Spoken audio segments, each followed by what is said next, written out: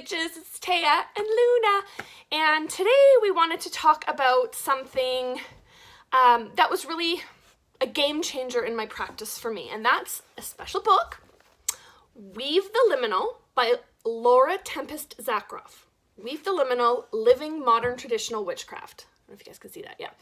It is, and it was an absolute game changer in my practice, starting way back in the beginning in like about 1997 when I was really, 96, 97 when I was getting into witchcraft. It was very Wicca based. A lot of the books and the things you could read and find resources on was very Wicca based. And I knew you could be a witch without being a Wiccan, but I didn't know how. So, you kind of piece together little bits from here and there, and I was like, oh, I'm an eclectic witch. Which I think is where a lot of people sort of fall. They're like, well, I know that doesn't fit and that doesn't fit, but I don't know what does. So they're just, we kind of call ourselves eclectic witches and go on with our day. And I had taken, basically in the early 2000s, I started on a very kind of extended break in my practice. I met my husband, got married, had, my second child. And fast forward to the summer of 2019 when I was like, okay, I really want to get back into my witchcraft and I really want to be the witch I know I can be. And I wasn't really sure where to start. So I thought, well, I'm going to hit the bookstore because I hadn't done that in probably a few years at that point. So I went down to a local bookstore and I found Weave the Liminal. And I thought this looked really interesting because at this point there was a lot more books about witchcraft in general that weren't Wicca based, but they were all Witchcraft 101 books, and it was kind of the same stuff regurgitated over and over and over again. And I was definitely past that 101 stage. But again, I was like, I don't know what I'm looking for. And so I found Weave the Liminal. This book, it blew away all the rules and really said, you know what? You need to create your own path in witchcraft, which, to be fair, isn't a new concept. I've been dealing with that since 1996, 97, about this idea of creating your own path, but nobody ever tells you how to do it. And that's what this book did. It tells you specifically in chapter 3 how to create your very own path in witchcraft, your own witchcraft tradition, if you will. So she works through a process called RITES, R-I-T-E-S, RITES, which stands for Roots, Inspiration, Time, Environment, Star. So we'll go through those really quick. Just so you can get an idea, I want everybody to sort of have a really good idea of this process and what you can gain from this book, because it was just such a game changer for me. So Roots is looking at your family traditions, what you've grown up with, and your ancestry. Where is your family from? Because especially for a lot of us who are here in North America, we're not from North America. If you trace your family lines back far enough, you're usually from somewhere overseas. Inspiration. What is your personal interest? What is floating around out there in the witchcraft world that you're like, oh my gosh, I just love, herbs or crystals or, chaos magic, whatever it is, that's sort of pulling your interest. Build that into your practice. Time, which she calls a schedule of person, practice, and place.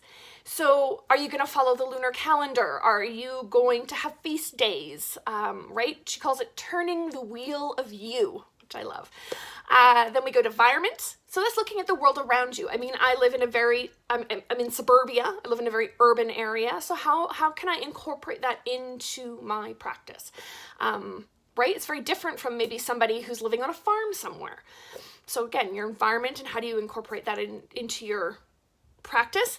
And then star is really about your internal moral compass and for you, what is right in your practice? What is right? What are you going to do? What are you not going to do?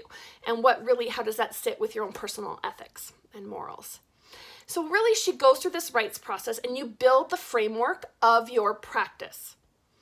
So there's a lot of great chapters in this book. Chapter 1 is history, the history of modern traditional witchcraft. Chapter 2 is who or what is a witch, which I think is great to sort of put some definitions around that. Chapter 3 is that rites process, and I can also tell you chapter 3 is full. I don't know if you can see all these like page markers. It is full of journaling exercises, of research suggestions, of all kinds of really, kind of, if you want to deep dive into some of these topics, she kind of gets you started on really fleshing out all that information for yourself. So I can't say enough about chapter 3. Chapter 4 is the witch's craft, and it's really about dare to do the work. What is the work of witchcraft? There's a little bit about divination, about creating sacred space, all those kind of things. A little bit more of, the how to do the witchcraft stuff. Chapter 5 is exploring the liminal and luminous noumena. And really, this chapter is about deity, familiar spirits, ancestors, the mighty dead, and all of these sort of extras that you can choose to pull into your practice. And then chapter 6, which is another real, it's the final chapter, and I think it's another real gem of this book, is chapter 6, The Practical Witch. And it's about the witch in society today. It's about working in a group versus working alone, etiquette, troubleshooting, dealing with fears. She goes through kind of a list of the common, through all the time she's worked with groups and different people, all the fears she sort of heard and the kind of common themes that people kind of come up with, right? And she kind of gives you ideas on how to deal with some of that. So I think this book, I can't say enough goodness about it. And it's illustrated throughout with Zakroff's own artwork. So she is an artist. She incorporates artwork into her witchcraft practice. But I mean, look at this beautiful, beautiful artwork.